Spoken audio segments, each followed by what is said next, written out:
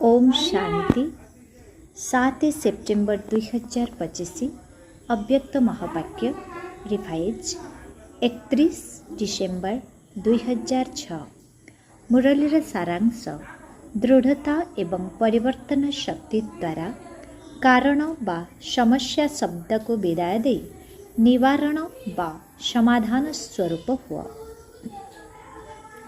आज नूतन जुगर रचयिता बापदादा निजर चारिआडर पिलामानंकु नुआ वर्ष एवं नुआ जुग दुईटी जाकर अभिनंदन देवा पाई आसिछन्ति। चारिआडर पिलामाने मध्य अभिनंदन देवा पाई एठारे पहुँची जाइछन्ति।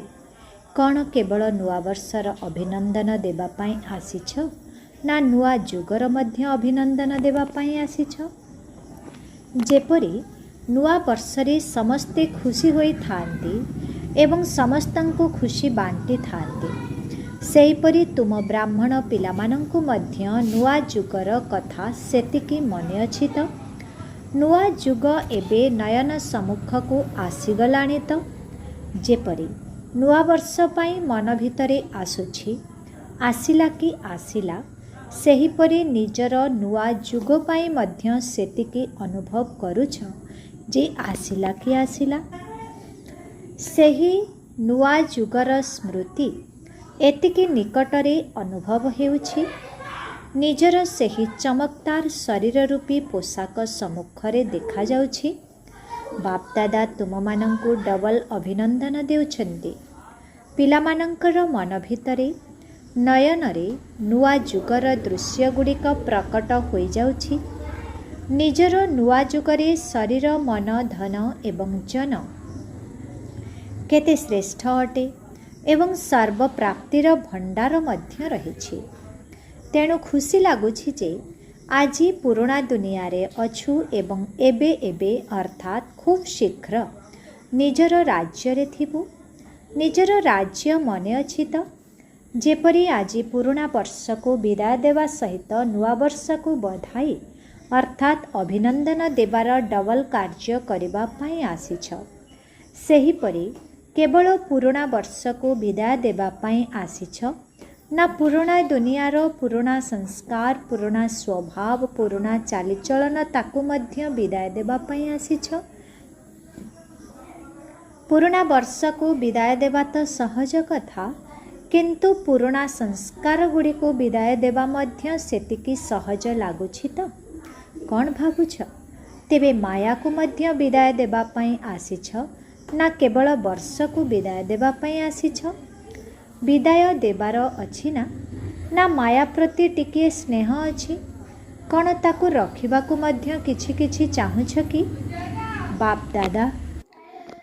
बापदादा आज चारिआडर पिलामानंक द्वारा पुराणा स्वभाव संस्कार को विदाय देवा पाई चाहुछन्ति। कौन देई पारिबो? साहस अछि तो? ना भावुछ आमे तो विदाय देवा पाई चाहुछु किंतु पुणी भी से आसी जाउछि?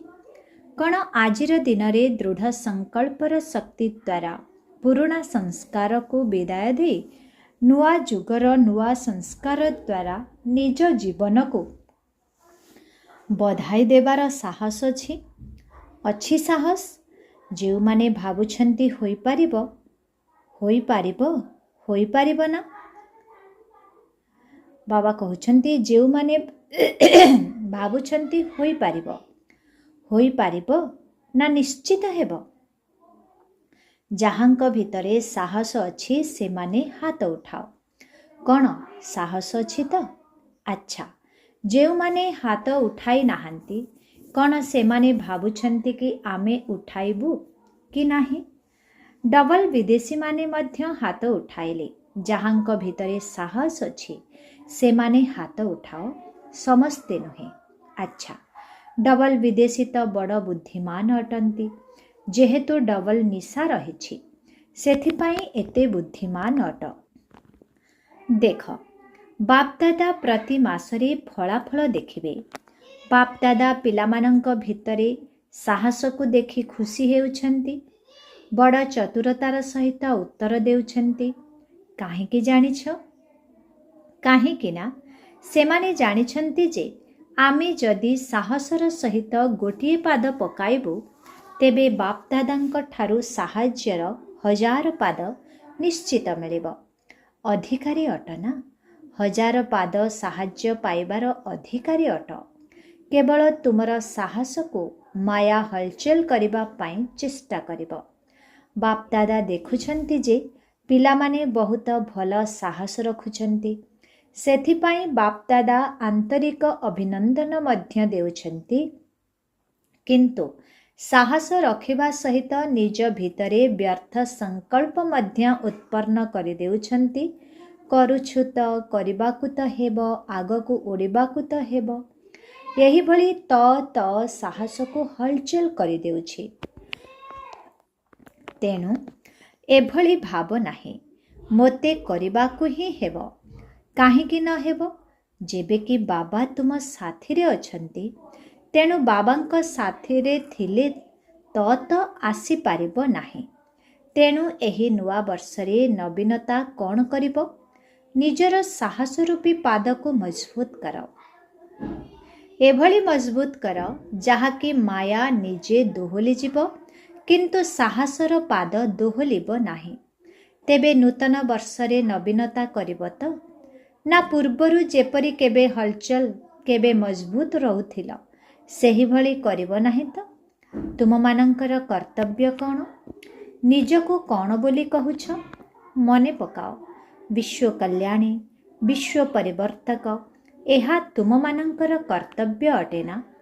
सेथिपाई बाप दादांकु केबे केबे मीठा मीठा हस मध्य लागुछि। विश्व परिवर्तक उपाधि मिलिछि ना?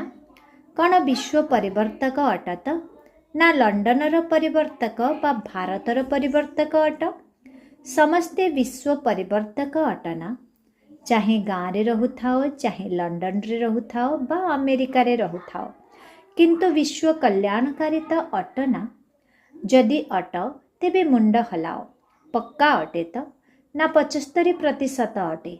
75% विश्व कल्याणी आउ 25% छाड़ मिली। एभली अटकी तुम मानंकर चैलेंज कौन? प्रकृति को मध्य चैलेंज करिछ जे प्रकृति को मध्य परिवर्तन निश्चित करिबो। तेणु निजर कर्तव्य को टिकिए मने पकाओ।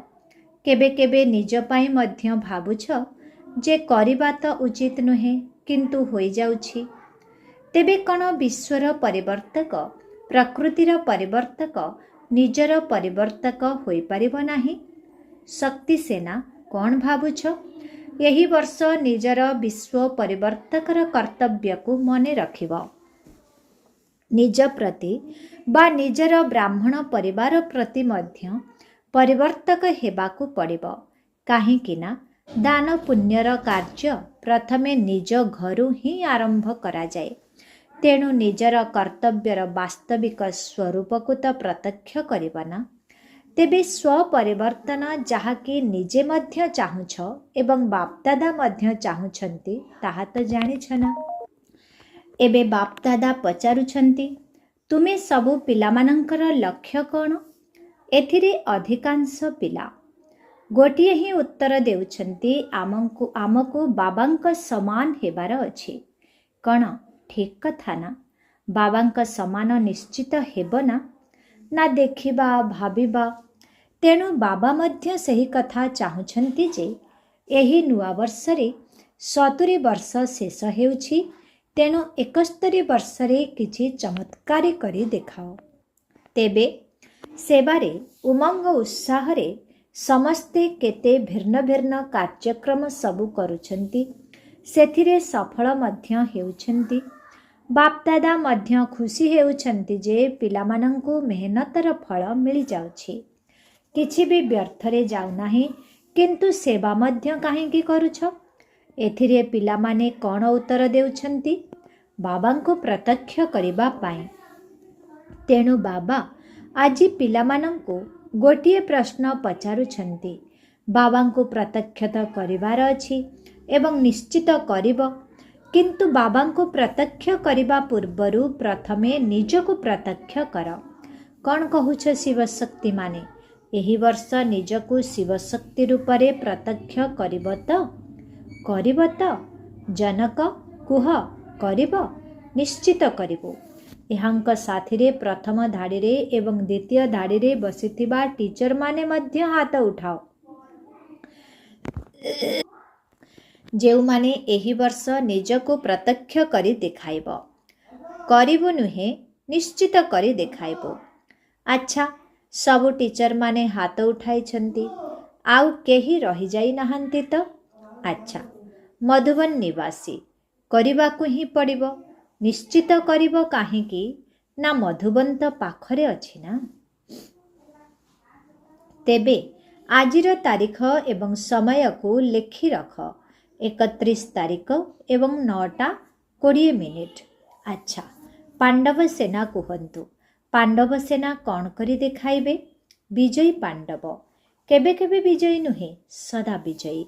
ତେଣୁ ଏହି ବର୍ଷ ଭିତରେ ଏହିଭଳି ହୋଇ ଦେଖାଇବ ନା କହିବ କ'ଣ କରିବୁ? ମାୟା ଆସିଗଲା ନା? ମୁଁ ତ ଚାହୁଁନଥିଲି, କିନ୍ତୁ ଆସିଗଲା। ବାପଦାଦା ପୂର୍ବରୁ ମଧ୍ୟ କହିଛନ୍ତି, ମାୟା ଶେଷ ସମୟ ପର୍ଯ୍ୟନ୍ତ ମଧ୍ୟ ଆସିବା ବନ୍ଦ କରିବ ନାହିଁ। କାରଣ ମାୟାର କାମ ହେଲା ଆସିବା, କିନ୍ତୁ ତୁମର କାମ କ'ଣ? ବିଜୟୀ ହେବା। ତେଣୁ ଏଭଳି ଭାବ ନାହିଁ ଯେ ମୁଁ ତ ଚାହୁଁନାହିଁ, କିନ୍ତୁ ମାୟା ଆସିଯାଉଛି, ଭୁଲ ହୋଇଯାଉଛି। ତେଣୁ ବାପଦାଦା ଏହି ପୁରୁଣା ବର୍ଷ ସହିତ ଏହିସବୁ ଶବ୍ଦଗୁଡ଼ିକୁ ମଧ୍ୟ ବିଦାୟ ଦେବା ପାଇଁ ଚାହୁଁଛନ୍ତି। ତେବେ ରାତି 12ଟା ବେଳେ ଏହି ବର୍ଷକୁ ବିଦାୟ ଦେବ ନା? ତେଣୁ ସେତେବେଳେ ଯେଉଁ ଘଣ୍ଟା ବଜାଉଛ, ଆଜି କାହା ପାଇଁ ଘଣ୍ଟା ବଜାଇବ? ଆଜି ଦିନର, ପୁରୁଣା ବର୍ଷର ଏବଂ ମାୟାକୁ ବିଜୟ ଦେବାର ଘଣ୍ଟା ବଜାଇବ। ଏଥିରେ ଦୁଇଟି କଥା ରହିଛି। ଗୋଟିଏ ହେଲା ପରିବର୍ତ୍ତନ ଶକ୍ତିର କମି। ଯୋଜନା ତ ବହୁତ ଭଲ ଭଲ କରୁଛ, ଏଭଳି କରିବି, ସେଭଳି କରିବି। ବାପଦାଦା ମଧ୍ୟ ଖୁସି ହୋଇଯାଉଛନ୍ତି। ପିଲାମାନେ ବହୁତ ଭଲ ଭଲ ଯୋଜନା କରିଛନ୍ତି, କିନ୍ତୁ ପରିବର୍ତ୍ତନ ଶକ୍ତିର କମି ଥିବା କାରଣରୁ କିଛିଟା ପରିବର୍ତ୍ତନ ହେଉଛି, କିଛି ବାକି ରହିଯାଉଛି। ଏବଂ ଦ୍ୱିତୀୟ କମି ହେଲା ଦୃଢ଼ତାର। ଆଜି ମଧ୍ୟ ଦେଖ, କେତେ କାର୍ଡ଼, କେତେ ପ୍ରତିଜ୍ଞା, କେତେ ପ୍ରତିଶ୍ରୁତି। ବାପଦାଦା ତ ଦେଖୁଛନ୍ତି ନା, କେତେ ଭଲ ଭଲ ପତ୍ର ସବୁ ଆସିଛି। ସବୁ କାର୍ଡ଼ ଏବଂ ପତ୍ରଗୁଡ଼ିକୁ ଷ୍ଟେଜ୍ ଉପରେ ସଜାଇ ରଖାଯାଇଛି। ତେବେ କରିବୁ, ଦେଖାଇବୁ, ନିଶ୍ଚିତ ହେବୁ। ହେବ ନିଶ୍ଚିତ। ପଦ୍ମ ପଦ୍ମ ଗୁଣା ଶୁଭେଚ୍ଛା। ସବୁକିଛି ବାପଦାଦାଙ୍କ ପାଖରେ ପହଞ୍ଚିଛି। ସମ୍ମୁଖରେ ବସିଥିବା ପିଲାମାନଙ୍କର ଦିଲ୍ର ଭାବନା ମଧ୍ୟ ବାବାଙ୍କ ପାଖରେ ପହଞ୍ଚିଛି। କିନ୍ତୁ ବାପଦାଦା ଏବେ ଏହି ଦୁଇଟି ଶକ୍ତି ଉପରେ ବିଶେଷ ଧ୍ୟାନ ଆକର୍ଷଣ କରାଉଛନ୍ତି। ଗୋଟିଏ ହେଲା ଦୃଢ଼ତାରେ କମି ଆସିଯାଉଛି ଏବଂ ଏହାର କାରଣ ହେଲା ଅନ୍ୟମାନଙ୍କୁ ଦେଖିବାର ଅବହେଳାପଣିଆ ହୋଇ ହିଁ ଯିବ। ଏହାର କାରଣ ହେଲା ଅନ୍ୟମାନଙ୍କୁ ଦେଖିବାର ଅବହେଳାପଣିଆ ହୋଇ ହିଁ ଯିବ। କରୁଛି ତ, କରିବି, ନିଶ୍ଚିତ କରିବି। ବାପଦାଦା ଚାହୁଁଛନ୍ତି ଏହି ବର୍ଷ ଗୋଟିଏ ଶବ୍ଦକୁ ସବୁଦିନ ପାଇଁ ବିଦାୟ ଦେଇଦିଅ। ତାହା କ'ଣ ଜାଣିଛ? କହିବୁ? ଦେବାକୁ ପଡ଼ିବ। ଏହି ବର୍ଷ ବାପଦାଦା କାରଣ ଶବ୍ଦକୁ ବିଦାୟ ଦେବାକୁ ଚାହୁଁଛନ୍ତି। କାରଣ ସମାପ୍ତ ହେଉ ଏବଂ ନିବାରଣ ହେଉ। ସମସ୍ୟାକୁ ସମାପ୍ତ କର, ସମାଧାନ ସ୍ୱରୂପ ହୁଅ। ଚାହେ ନିଜ କାରଣରୁ ହେଉ ବା କୌଣସି ସାଥୀ କାରଣରୁ ହେଉ ବା ସଂଗଠନ କାରଣରୁ ହେଉ ବା କୌଣସି ପରିସ୍ଥିତି କାରଣରୁ ହେଉ। ବ୍ରାହ୍ମଣମାନଙ୍କ ଶବ୍ଦକୋଷରୁ କାରଣ ଶବ୍ଦ ଓ ସମସ୍ୟା ଶବ୍ଦ ପରିବର୍ତ୍ତନ ହୋଇ ସମାଧାନ ଏବଂ ନିବାରଣ ହୋଇଯାଉ। କାହିଁକିନା ବହୁତ ପିଲା ଆଜି ଅମୃତ ବେଳାରେ ମଧ୍ୟ ବାପଦାଦାଙ୍କ ସହିତ ବାର୍ତ୍ତାଳାପ କରିବା ସମୟରେ ଏହି କଥା କହିଛନ୍ତି ଯେ ନୂତନ ବର୍ଷରେ କିଛି ନା କିଛି ନବୀନତା କରିବୁ। ତେଣୁ ବାପଦାଦା ଚାହୁଁଛନ୍ତି ଯେ ନୂଆ ବର୍ଷକୁ ଏଭଳି ପାଳନ କର ଯାହାକି ଏହି ଦୁଇଟି ଶବ୍ଦ ସମାପ୍ତ ହୋଇଯିବ। ସେଥିପାଇଁ ସମସ୍ତେ ପରୋପକାରୀ ହୋଇଯାଅ।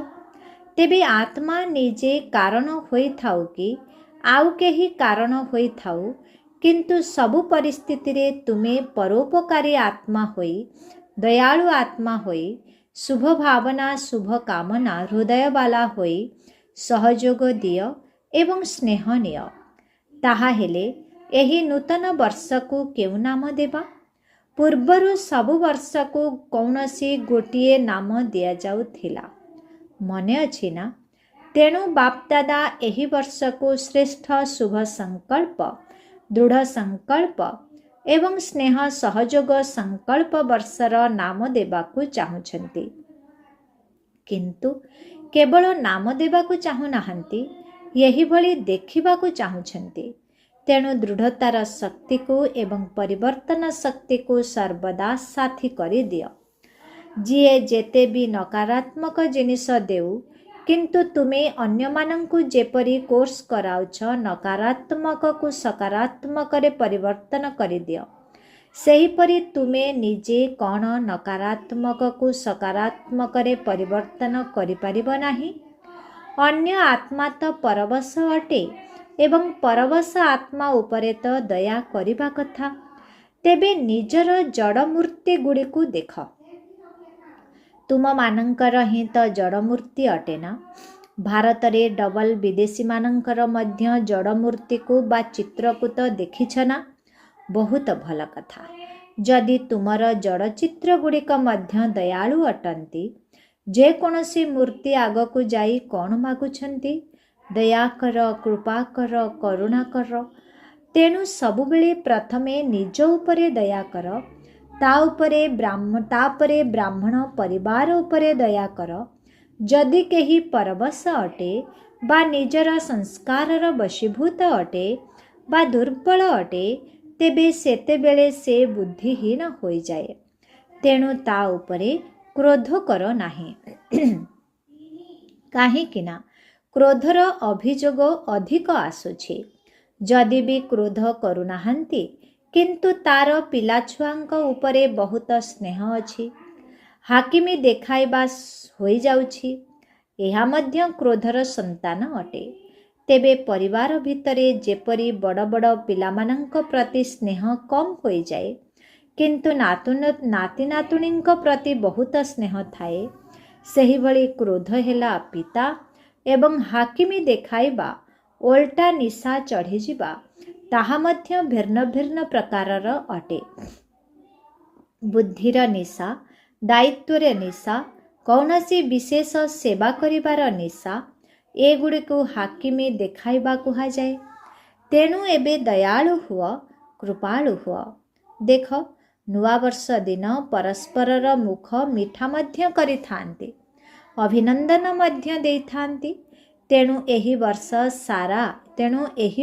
ସାରା କାହାକୁ ବି କଡ଼ା ବ୍ୟବହାର କରିବାର ନାହିଁ। ସେମାନେ ମୁଖ ମିଠା କରୁଛନ୍ତି, ତେଣୁ ତୁମେମାନେ କେବଳ ମୁଖ ମିଠା କରାଇବ ନାହିଁ, ତୁମର ମୁଖମଣ୍ଡଳରେ ମଧ୍ୟ ମଧୁରତା ଦେଖାଯାଉ।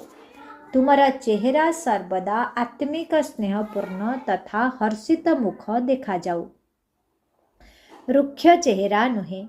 ଅଧିକାଂଶ ପିଲା ଯେତେବେଳେ ବାପଦାଦାଙ୍କ ସହିତ ବାର୍ତ୍ତାଳାପ କରୁଛନ୍ତି, ସେତେବେଳେ ନିଜର ସତ କଥା ସବୁ ଶୁଣାଇ ଦେଉଛନ୍ତି। କାହିଁକି ନା ସେତେବେଳେ ଆଉ ତ କେହି ଶୁଣୁନାହାନ୍ତି। ତେଣୁ ଅଧିକାଂଶ ପିଲାଙ୍କର ଫଳାଫଳର ଅନ୍ୟ ବିକାର ଗୁଡ଼ିକ ଠାରୁ କ୍ରୋଧ ଏବଂ ତାର ପିଲାଛୁଆଙ୍କର ରିପୋର୍ଟ ଅଧିକ ମିଳୁଛି। ତେଣୁ ବାପଦାଦା ଏହି ନୂତନ ବର୍ଷରେ ସମସ୍ତଙ୍କ ଭିତରୁ ଏହି ରୁକ୍ଷ ସ୍ୱଭାବକୁ ବାହାର କରିଦେବା ପାଇଁ ଚାହୁଁଛନ୍ତି। କେତେଜଣ ତ ନିଜର ପ୍ରତିଜ୍ଞା ପତ୍ର ମଧ୍ୟ ଲେଖିକରି ଦେଇଛନ୍ତି, ଆମେ ଚାହୁଁନାହୁଁ କିନ୍ତୁ ଆସିଯାଉଛି। ସେଥିପାଇଁ ବାପଦାଦା ଏହାର କାରଣ ମଧ୍ୟ ଶୁଣାଇ ଦେଲେ ଯେ ଦୃଢ଼ତାର କମି। ବାବାଙ୍କ ନିକଟରେ ସଂକଳ୍ପ ଦ୍ୱାରା କଥା ଦେଉଛନ୍ତି, ତେବେ ଦୃଢ଼ତା ଏଭଳି ଏକ ଶକ୍ତି ଯାହାକି ଦୁନିଆରେ ମଧ୍ୟ କହିଥାନ୍ତି, ଶରୀର ପଛେ ଚାଲିଯାଉ କିନ୍ତୁ ବଚନ ନ ଯାଉ। ମରିବାକୁ ପଡ଼ୁ, ନଇଁବାକୁ ପଡ଼ୁ, ବଦଳିବାକୁ ପଡ଼ୁ, ସହିବାକୁ ପଡ଼ୁ, କିନ୍ତୁ ନିଜର ବଚନରେ ଦୃଢ଼ ରହୁଥିବା ବ୍ୟକ୍ତି ପ୍ରତି ପାଦରେ ସଫଳ ହୋଇଥାଏ। କାହିଁକି ନା ଦୃଢ଼ତା ସଫଳତାର ଚାବି ଅଟେ। ଏହି ଚାବି ସମସ୍ତଙ୍କ ପାଖରେ ଅଛି, କିନ୍ତୁ ଯଥା ସମୟରେ ହଜି ଯାଉଛି। ତେଣୁ ଏବେ ତୁମମାନଙ୍କର ବିଚାର କ'ଣ? ତେବେ ଏହି ନୂତନ ବର୍ଷରେ ନିଜ ସହଯୋଗୀମାନଙ୍କର ତଥା ବିଶ୍ୱ ପରିବର୍ତ୍ତନରେ ନବୀନତା ନିଶ୍ଚିତ କରିବାକୁ ହେବ। କ'ଣ ପଛବାଲା ଶୁଣିପାରୁଛ ତ? କରିବ ତ? ଏପରି ଭାବିବ ନାହିଁ ଯେ ପ୍ରଥମେ ତ ବଡ଼ମାନେ କରିବେ, ଆମେ ତ ଛୋଟ ଅଟୁ। କିନ୍ତୁ ଛୋଟମାନେ ବାପ ସମାନ ଅଟନ୍ତି। ବାବାଙ୍କର ପ୍ରତ୍ୟେକ ସନ୍ତାନ ଅଧିକାରୀ ଅଟେ। ଚାହେ ପ୍ରଥମ ଥର ପାଇଁ ମଧ୍ୟ ଆସିଥାଅ, କିନ୍ତୁ ମେରା ବାବା କହିଛ ମାନେ ଅଧିକାରୀ ଅଟ। ଶ୍ରୀମତ ଅନୁସାରେ ଚାଲିବାରେ ମଧ୍ୟ ଅଧିକାରୀ ଏବଂ ସର୍ବ ପ୍ରାପ୍ତିଗୁଡ଼ିକର ମଧ୍ୟ ଅଧିକାରୀ। ଟିଚରମାନେ ପରସ୍ପର ସହିତ ମିଶି କାର୍ଯ୍ୟକ୍ରମ ପ୍ରସ୍ତୁତ କରିବ। ବିଦେଶବାଲା ମଧ୍ୟ କରିବ, ଭାରତବାଲା ମଧ୍ୟ ସମସ୍ତେ ମିଶି କରିବ। ବାପଦାଦା ମଧ୍ୟ ପୁରସ୍କାର ଦେବେ, ଚାହେ ବିଦେଶ ହେଉ ଚାହେ ଭାରତ ହେଉ। ଦେଖିବା କେଉଁ ଜୋନ୍ ପ୍ରଥମ ପୁରସ୍କାର ନେଉଛି, ତାକୁ ଗୋଲ୍ଡେନ୍ କପ୍ ପ୍ରାଇଜ୍ ଦିଆଯିବ। କେବଳ ନିଜକୁ ପ୍ରସ୍ତୁତ କରିବାର ନାହିଁ, ସାଥୀମାନଙ୍କୁ ମଧ୍ୟ ପ୍ରସ୍ତୁତ କରିବାକୁ ହେବ। କାହିଁକିନା ବାପଦାଦା ଦେଖୁଛନ୍ତି ଯେ ପିଲାମାନଙ୍କର ପରିବର୍ତ୍ତନ ବିନା ବିଶ୍ୱ ପରିବର୍ତ୍ତନ ମଧ୍ୟ ଢିଲା ପଡ଼ିଯାଉଛି ଏବଂ ଆତ୍ମାମାନେ ନୂଆ ନୂଆ ପ୍ରକାରର ଦୁଃଖ ପାଇବାର ପାତ୍ର ହୋଇଯାଉଛନ୍ତି। ଦୁଃଖ ଶାନ୍ତିର ନୂଆ ନୂଆ କାରଣ ବାହାରି ପଡ଼ୁଛି। ତେଣୁ ବାବା ଏବେ ପିଲାମାନଙ୍କର ଦୁଃଖର ଡାକରା ଶୁଣି ପରିବର୍ତ୍ତନ ଚାହୁଁଛନ୍ତି। ତେଣୁ ହେ ମାଷ୍ଟର ସୁଖଦାତା ପିଲାମାନେ, ଦୁଃଖୀ ଆତ୍ମାମାନଙ୍କ ଉପରେ ଦୟା କର। ଭକ୍ତମାନେ ମଧ୍ୟ ଭକ୍ତି କରି କରି ଥକିଗଲେଣି। ଭକ୍ତମାନଙ୍କୁ ମଧ୍ୟ ମୁକ୍ତିର ସମ୍ପତ୍ତି ପ୍ରାପ୍ତ କରାଅ। କ'ଣ ତୁମକୁ ଦୟା ଲାଗୁଛି ନା ନାହିଁ? କ'ଣ କେବଳ ନିଜ ସେବାରେ ନିଜର ଦିନଚର୍ଯ୍ୟାରେ ବ୍ୟସ୍ତ ରହିଥିବ? ନିମିତ୍ତ ଅଟନା? ଏମିତି ନୁହେଁ ଯେ କେବଳ ବଡ଼ମାନେ ହିଁ ନିମିତ୍ତ ଅଟନ୍ତି। ପ୍ରତ୍ୟେକ ସନ୍ତାନ ଯିଏ ବି ମେରା ବାବା କହିଛି ଜାଣିନିଅ ସେ ନିମିତ୍ତ ଅଟେ। ତେବେ ନୂଆ ବର୍ଷରେ ପରସ୍ପରକୁ ଉପହାର ମଧ୍ୟ ଦେଇଥାନ୍ତି ନା? ତେଣୁ ତୁମେମାନେ ଭକ୍ତମାନଙ୍କର ଆଶାକୁ ପୂରଣ କର, ସେମାନଙ୍କୁ ମଧ୍ୟ ଉପହାର ପ୍ରାପ୍ତ କରାଅ। ଦୁଃଖୀମାନଙ୍କୁ ଦୁଃଖରୁ ମୁକ୍ତ କର, ମୁକ୍ତିଧାମର ଶାନ୍ତି ପ୍ରାପ୍ତି କରାଅ। ଏହି ଉପହାର ଦିଅ। ବ୍ରାହ୍ମଣ ପରିବାରରେ ପ୍ରତ୍ୟେକ ଆତ୍ମାଙ୍କୁ ଆନ୍ତରିକ ସ୍ନେହ ଏବଂ ସହଯୋଗର ଉପହାର ଦିଅ। କ'ଣ ତୁମ ପାଖରେ ଉପହାରର ଷ୍ଟକ୍ ଅଛି ତ? ସ୍ନେହ ଅଛି ତ? ସହଯୋଗ ଅଛି ତ? ମୁକ୍ତି ପ୍ରାପ୍ତ କରାଇବାର ଶକ୍ତି ଅଛି ତ? ଯେଉଁମାନଙ୍କ ପାଖରେ ବହୁତ ଷ୍ଟକ୍ ଅଛି ସେମାନେ ହାତ ଉଠାଅ। କ'ଣ ଷ୍ଟକ୍ ଅଛି ତ? କମ୍ ନାହିଁ ତ? ପ୍ରଥମ ଧାଡ଼ିବାଲାଙ୍କ ପାଖରେ କ'ଣ ଷ୍ଟକ୍ କମ୍ ଅଛି କି? ବ୍ରିଜମୋହନ କାହିଁକି ହାତ ଉଠାଉ ନାହିଁ? ବ୍ରିଜମୋହନ କାହିଁକି ହାତ ଉଠାଉ ନାହିଁ? ଷ୍ଟକ୍ ତ ଅଛି ନା? କ'ଣ ଅଛି ତ? ସମସ୍ତେ ହାତ ଉଠାଇଲ ତ? ଷ୍ଟକ୍ ଅଛି ତ? ତେବେ ଷ୍ଟକ୍ ଗୁଡ଼ିକୁ ରଖି କ'ଣ କରୁଛ? କ'ଣ ଜମା କରି ରଖିଛ? କ'ଣ ଟିଚରମାନେ ଷ୍ଟକ୍ ଅଛି ତ? ତେବେ ଦିଅ ନା, ଖୋଲା ହୃଦୟରେ ଦିଅ। ମଧୁବନବାଲା କ'ଣ କରିବ? ମଧୁବନରେ ଷ୍ଟକ୍ ଅଛି ତ?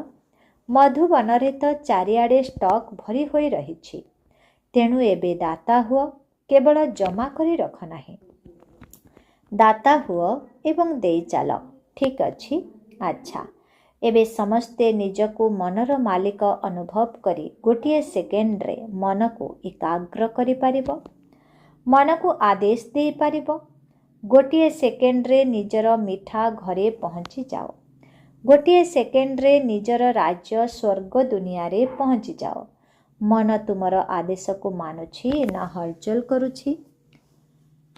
ମାଲିକ ଯଦି ଯୋଗ୍ୟ ହୋଇଥିବ, ଶକ୍ତିଶାଳୀ ହୋଇଥିବ, ତେବେ ମନ ଆଦେଶ ମାନିବ ନାହିଁ? ଏହା ହୋଇପାରିବ ନାହିଁ।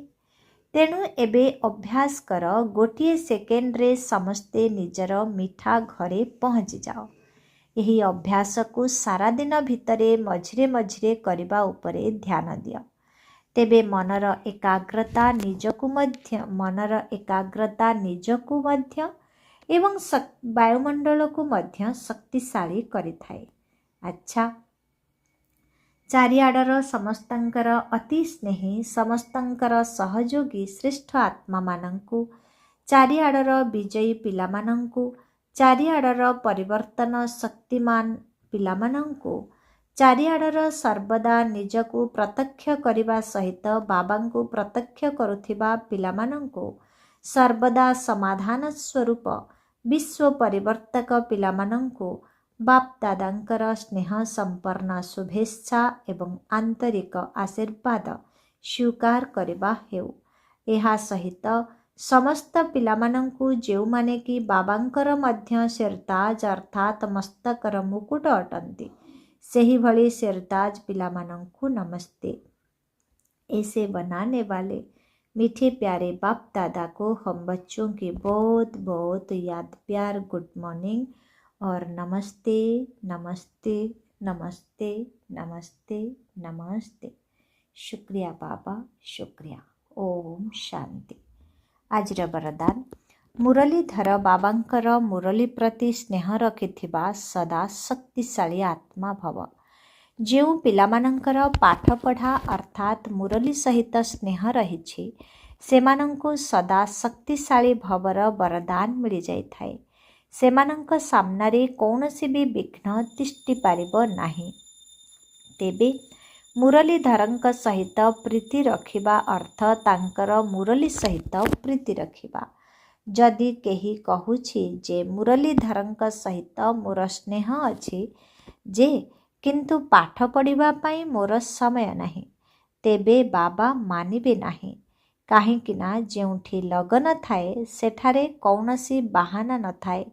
ତେବେ ପାଠପଢ଼ା ସହିତ ପରିବାରର ସ୍ନେହ ଏକ କିଲା ଅର୍ଥାତ୍ ଦୁର୍ଗ ପାଲଟିଯାଏ, ଯେଉଁଠାରେ ସେମାନେ ସୁରକ୍ଷିତ ରହିଥାନ୍ତି। ଆଜିର ସ୍ଲୋଗାନ, ପ୍ରତ୍ୟେକ ପରିସ୍ଥିତିରେ ନିଜକୁ ପରିବର୍ତ୍ତନ କରିନିଅ, ତେବେ ସହି ସୁନା ପାଲଟି ଯିବ। ଓମ୍ ଶାନ୍ତି। ଆଜିର ଅବ୍ୟକ୍ତ ଇସାରା, ଏବେ ଲଗନର ଅଗ୍ନିକୁ ପ୍ରଜ୍ୱଳିତ କରି ଯୋଗକୁ ଜ୍ୱାଳାରୂପ କର। ଯୋଗକୁ ଜ୍ୱାଳାରୂପ କରିବା ପାଇଁ ଯୋଗରେ ବସିବା ସମୟରେ ସମାହିତ କରିବାର ଶକ୍ତିକୁ କାର୍ଯ୍ୟରେ ଲଗାଅ। ସେବାର ସଂକଳ୍ପ ମଧ୍ୟ ଦବି ରହୁଥିବ। ସେତିକି ଶକ୍ତି ତୁମ ଭିତରେ ରହିବା ଦରକାର, ଯାହାକି ଷ୍ଟପ୍ କହିବା ମାତ୍ରକେ ଷ୍ଟପ୍ ହୋଇଯାଉଥିବ। ଫୁଲ୍ ବ୍ରେକ୍ ଲାଗିପାରୁଥିବ, ଢିଲା ବ୍ରେକ୍ ନୁହେଁ। ଯଦି ଗୋଟିଏ ସେକେଣ୍ଡ ପରିବର୍ତ୍ତେ ଅଧିକ ସମୟ ଲାଗିଯାଉଛି, ତେବେ ତୁମର ସମାହିତ କରିବାର ଶକ୍ତିକୁ ଦୁର୍ବଳ କୁହାଯିବ। ଓମ୍ ଶାନ୍ତି।